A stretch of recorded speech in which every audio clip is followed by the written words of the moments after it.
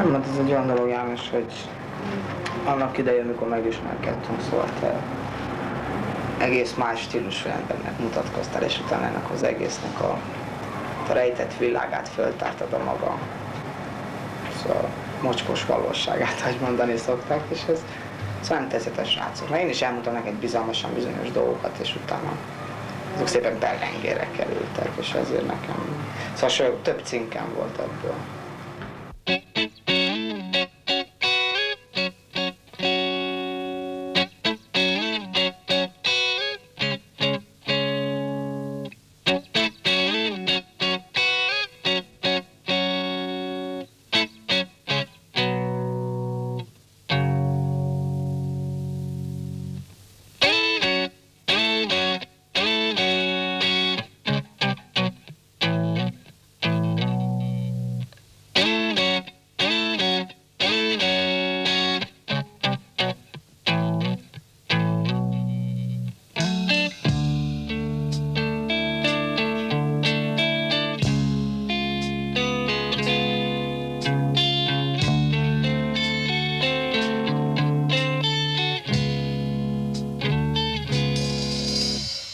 Elnémul a város, oly magam vagyok, és egyedül sokszor rám tör a depresszió.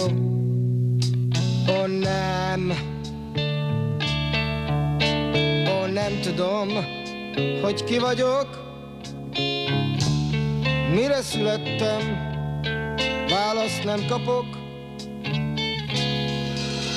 Mondd, miért él az ember, és hol van a cél, és tényleg van-e Isten, mely bennünk él? Ó nem tudom, hogy ki vagyok, mire születtem, választ nem kapok. 2 hónapja, 3 hónapja ott csövezek. És miért hagytad őket ott? Ők is. Szóval velük is az volt a gond, hogy később mentem haza. 10 órakor hazamentem, akkor már állt a balhé. És a ruhám miatt persze. Aha, mit csinálnak a szüleid? Hát az egyik kőművesnél dolgozik, Apád? Igen. Anyám pedig konyhán dolgozik. Hol alszol, meg miből Fel a kajálsz? szabadsághelyen. Aztán hát kajálni, ez csak lejvonásból lehet. És ki szokott általában pénzt lenni? Szenvedés fiatal srácok. Szemüvegesek? Igen. Aztán és srác csajjal van, az biztos. Aztán Miért? Szerinted miért? a Vagiból biztosan. Vagiból? Nem azért, mert fél tőle? Nem, biztos, hogy nem. Aha. Ki van még? Hát idős hölgyektől nem illik kérni. Azoknak miért? Biztos nincs neki. Katonától se illik. Aztán várjál még. És persze csövestől nem illik. Kódustól nem is lehet. Ez nem megy. És mennyi jön így össze nap? Mikor, hogy? Hogyha egész nap lejvolnák, akkor biztos, hogy összevenni 200 forint. 3. És mennyi a napi kiadásod? Nagyon szerint. 25 forint. És mi lesz télen? Nem tudom. Addig össze kell lejvolni egy hálózsákra. Én anarchista vagyok. Ezt a nagyképűen mondtam, de tényleg utálom ezt a nagy oligarchiát. Mert itt is van. Hiába szocializmus, de van. Na, szerinted mi a szocializmus? Nem az, hogy van, az biztos. Szerintem Marx és Lenin se így képzelte a szocializmust, ami most van. Olvastál Marxtól és Lenintől valamit? Vagy? Egyiket sem. Hát akkor onnan Viszont sok tudod, emberrel hogy beszélgettem, aki jó fej volt, és egyetemistákkal. akik olvasták. Igen. És ők is azt mondták, hogy nem így képzelte, vagy ők meséltek arról, hogy ők hogy képzelték. Hát tulajdonképpen a valódi szocializmusról beszélgettünk, aminek kéne lenni. Szóval itt Nem azt mondom, hogy mindenki azt csinál, amit akar, mert az nagy ciki lenne. Viszont szóval sokkal jobb lenne. Mindenki úgy ölt, ahogy te is megírtad. Elmész erre? Nem is tudom, ki mondta ezt, de a mozgóvilágban olvastam, hogy mindenki úgy öltözne, ahogy akar, és oda menne be, ahol akarna.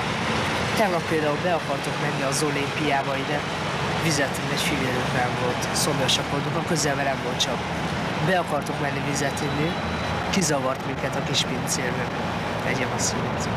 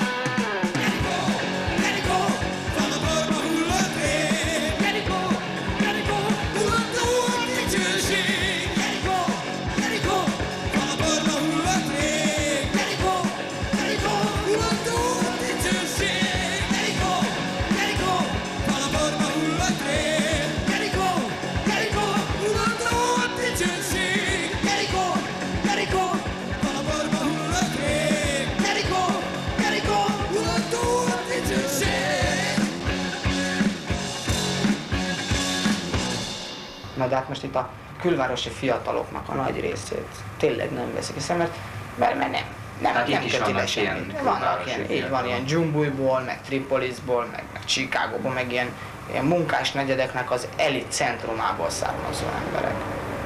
Akinek az élete csak abból állt, hogy hazament, és akkor jó, elverték otthon, mert az apja hazajött részegen, az anya meg egész nap csak robotolt, vagy mosott, vagy takarított, és nem volt idejük vele foglalkozni. És mindenki lekezelte, menj fiam az utcára, játsszál ott mindenki belerúgott, menj fiam haza. Senki nem karolta föl, senki nem vette észre, elsiklottak fölötte. És ezért lesz csöves. Ezért öltözik csicsásan. Ezért van rajta kopott farmer szakadt nadrág, ezért növeszti meg a haját, ezért a fülbe valót a fülébe, hogy észrevegyék. És hogy is kicsit féljenek is tőle. Ez a megfélemlítés. Szerinted ugyanolyan jelenségről van szó, mint nyugaton, vagy ez valahogy más? Hát a fene tudja, hogy egy szocialista pánk olyan nincs. Hát miért ne lehetne? Ezt a fiatalok estjében már letárgyalták, hogy szocialista pánk nincs, és ez egy jó viccnek számították az egész, és nem vettek rajta. Szóval ezzel magyaráznak fél ezt a pánk kérdést. Hát ettől még éppenséggel lehetne szocialista. Nem, itt nincsenek pánkok, itt csövesek vannak. Aztán te is szemtanúja voltál annak, amikor ki volt festve a Bolancsanyika, mint állandó fősöd a cikkeimben, és Csepelen szépen kirángatták a sorból, és megverték, és azzal indokolták, hogy meg akartuk mosdatni. Mert hogy ilyen nem lehet. Tehát ilyen nincs. Tehát én nem festhetem ki arcomat, a szememet, mert azt hogy buzi vagyok, meg lecinkelnek, meg leköpnek, meg az első rendőr igazoltat, bevisz, és jó elver. Ha oka van, ha nincs rá oka. Beleköt mindenbe, hogy miért van piros tornacipő rajta, miért nem kék, meg ilyen dolgokba, alapvető dolgokba.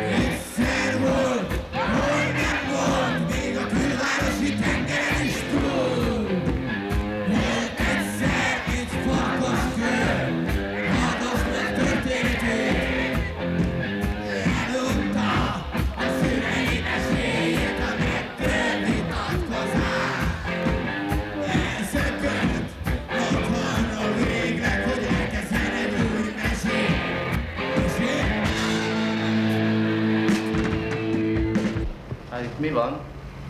Hát rengeteg szék, úgyhogy sok vendég elfér. Asztal is van, hogyha hoznak valamit. Hát, limbo. Hogy hoznak valamit, itt szoktatok kajálni? Hát kajálni, nem inkább inni, vagy más. Mondtad, hogy itt van a hálózsákod. Igen, igen. Hol van? Szuper,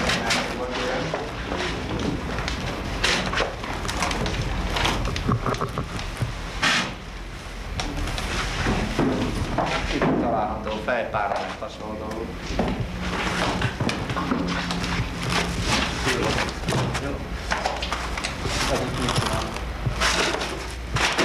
Ez szuper, fejpárná. Vörös Marti kertmoziból való Margit sziget. Még azon micsoda? Hát igen, egy kabát. A vendégelés nincs valamilyen. És az ott az Egy szék. Fűrések, úgyhogy az nem annyira. Szóval ez van itt nálam.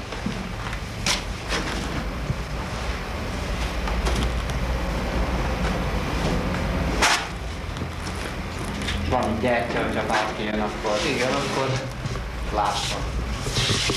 lyukban, szappan. Igen, hát a tisztasággal adunk, ugye. Hol szoktatok mosakodni? Már általában. Én Nem, ide le itt a rakparton? Igen, igen, itt a rakparton. És nem fedezte fel senki ezt? Hát még nem. Szóval ez attól függ, hogy úgy nem találnak rám, csak hogyha valaki bekerül vagy földobja a éket. Na most egy egészen más témáról, de múltkor is beszélgettünk, hogy a példaképetről. Manson? Hát igen, ő egy hatalmas ember. Nem azért tisztelem, mert kinyírta az embert, és ahogy kinyírta őket, hanem mert egy hatalmas hatással van az emberekre, ami úgy érzem, nagyon sok emberek nem sikerül. Nem Most zenét. milyen hatással? Rám? Hát... miért? Mindenkinek van egy eszményképe, vagy egy példaképe, valakinek Lenin. Nekem ő. De miért? Miért? Talán az, hogy annyira tud hatni az emberekre, hogy... De mi? Hát Mi? rád mivel hatott? Rám mivel hatott? Én úgy ismertem meg, hogy kinyírta azt a világhírű színésznőt és még plusz 5 embert. Ami aztán kiderült, hogy később még volt egy áldozat. Én akkor ismertem meg. Lehet, hogy azt fogott meg benne, hogy kinyírta őket, az a kegyetlenség. Azt utána hallottam a tárgyalásáról, ami olyan kicsit parodikus lehetett, hogy kopaszul nyilatkoztak a nők, és úgy jelentek meg a tárgyalásán, akiknek valami köze volt a dolgokhoz. De szerinted milyen mondani valója volt ennek a bestiális gyilkosságnak? Ő szerintem a burzsázia ellen láthatott. Hogyha itt már szóba hoztad, ő is a burzsázia ellen lázadt. Ja, de kitöltő. Én nem értek az ilyesmihez. Legalábbis a Lenin téren nem foglalkozok annyira Még dolgokat. a magyar sajtókat többet lehet olvasni Leninről, mint Menzonról. Hát, én inkább a különleges embereket keresem, nem Lenint. És különleges ember. Hát lehet a maga nevébe. Én nem. De milyen, mit tudsz róla például? Mi volt az a nem, amiben ő különleges volt? A Lenin? Miben nem volt különleges? Miben volt különleges? Miben volt? Hát meg akarta valósítani Marx és Engels tőkéjét. Szocializmust, meg hasonló dolgok, meg elképzelt egy jobb világot az emberek. Egész másképp élnek, mint a kapitalizmusban. Aztán a végén odafajult a dolog, hogy nálunk is szocializmusról beszélünk, és mint a kapitalista országban élnénk. Miért? Hát mert majdnem ugyanaz. Itt is harácsolnak az emberek, a kis halakat itt se engedik szóhoz jutni. Ez ugyanolyan, mint egy kapitalista állam. Csak itt még nincs annyira szuperen a dolog. Mit értesz, hogy szuper? Hát itt még nincs annyira elfajulva, mint odakint. Kik azok a burzsajok? Valakinek egy lakása nincs, én ebbe lakok. Nekem nem adta meg a lehetőség, hogy nekem villám meg hasonló dolgok legyen. Valakinek 3 is van. 4 kocsi, egy háznál. Hogy ez megoldás, hogyha megölni őket? Szerintem vagy elvenném tőlük, vagy mi van, és... Mert az hétszentség, hogy ők nem a két kezük munkájával szerezték ezt.